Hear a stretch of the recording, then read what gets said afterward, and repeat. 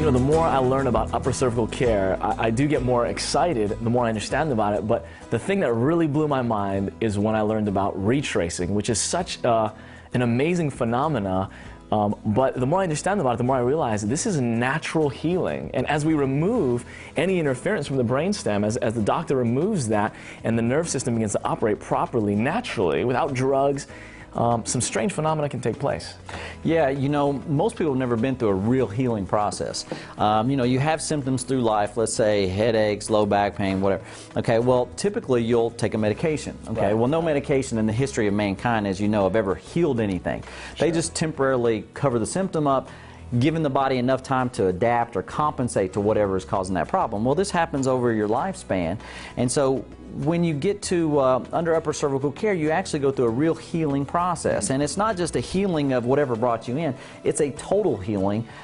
So over that time, you may heal back through some of those things that have affected you earlier in your life that never really got corrected, just got kind of smoothed over, okay? Wow. So you might have symptoms that you haven't had in 10 years that could all of a sudden pop up as your body starts to go through these healings. And so it can be scary, can it, really? Yeah. But it's temporary, right? It's not like you're going to continue to have this experience take place. Right. I would say typically it lasts 1 to 2 days up to you know, maybe a couple weeks, but it's not going to be anything that's going to knock you out. But it could be, you know, some rough edges you get through. But the good thing about it is once you get through it this time, you know, you've healed over it, it's over with. Right. And so you need to be aware of this, because when you go in, even after your first correction, it could happen immediately. You can start having experiences or pain or discomfort, or maybe it'll take a month or two and people start to have this. And so the reason we wanted to talk to you about it was because you need to be aware of this so that you're ready when you go in for your first correction. Retracing is like, you know, you leave your house in the morning, you're going to work. So you get in your car and you go through a sequence of events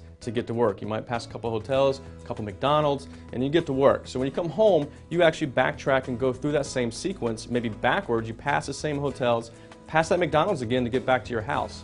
Health is kind of the same way. Disease is kind of the same thing. Your body's either doing one of two things. It's either getting healthier or it's getting sicker. So usually, once people are sick and they enter an upper cervical doctor's office, and we basically remove that subluxation and turn the light switch here on, what happens is your body, once it was healthy, you know, when you were born, you were healthy, and you got disease. So as we turn that light switch on, your body's going to go backtrack through those sequence of events through life again. So once you start out healthy, maybe when you were 10 you had headaches, maybe when you were 20 you had fibromyalgia, when you were 40 you had leg pain. So as you go back through those events and your body repairs and changes, you might experience that change again. You might experience that leg pain temporarily, or that fibromyalgia type symptom temporarily, as your body backtracks or goes through that sequence of events again to get back to 100% health.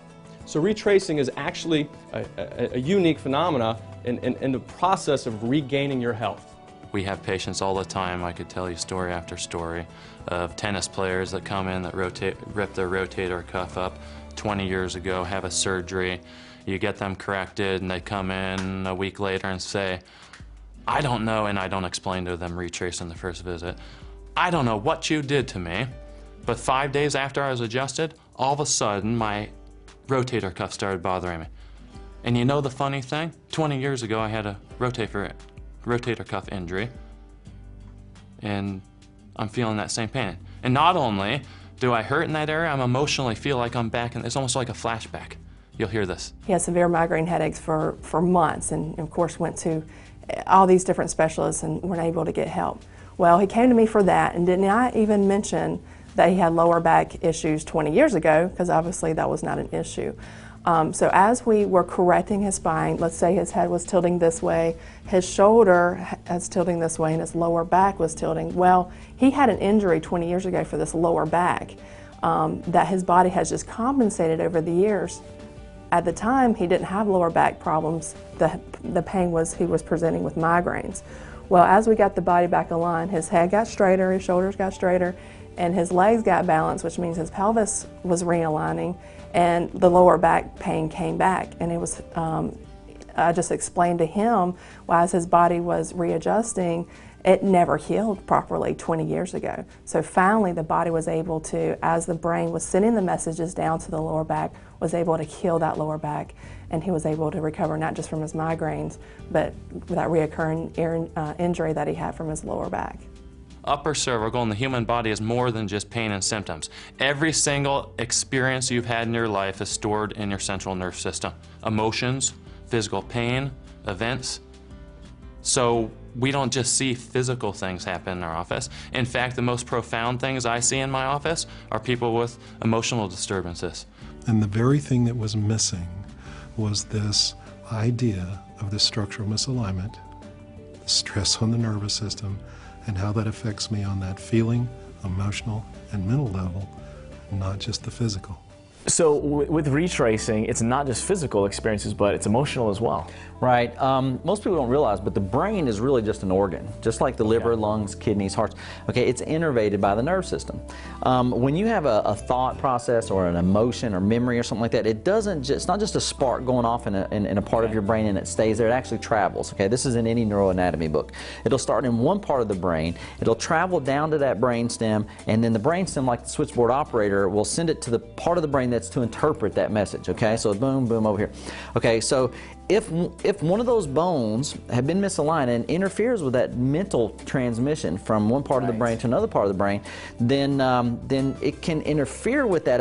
For example, emotion. And let's say it was a feeling of sadness or something. Okay. You know, that message never got fully expressed.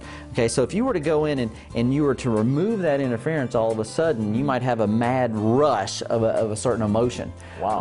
That is affected, and the person, you know, has no explanation of, like, you know, nothing made me sad, but I can't quit crying. Sure. Or nothing made me happy, but I can't quit laughing. And so you're saying even after that first correction, like right when it can happen immediately sometimes? It can happen immediately. Sometimes it doesn't happen for weeks or even months later. Wow. But you know, as part of the healing process, sometimes you release some of those emotions that had not been previously released. So sadness, joy even? Exactly. I mean, one of the most memorable things that happened to me in my office was one day a person came in and got the very first correction.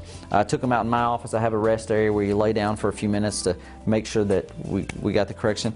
And so I walked out there, and she'd been laying down. I walked out there, and there's 10 people laying down, and they're all just belly laughing. And I walked out, I'm like, what is going on? Wow. Well, the one patient said, I don't know. She said, but I just can't quit laughing. And you know, laughing's contagious. Right. So once she started, you know, it dominoed. Everybody in the whole place was just dying laughing. Unbelievable. And it just happened after our first correction. Boom, that comes back. You know, it's a strange phenomenon, but it's natural.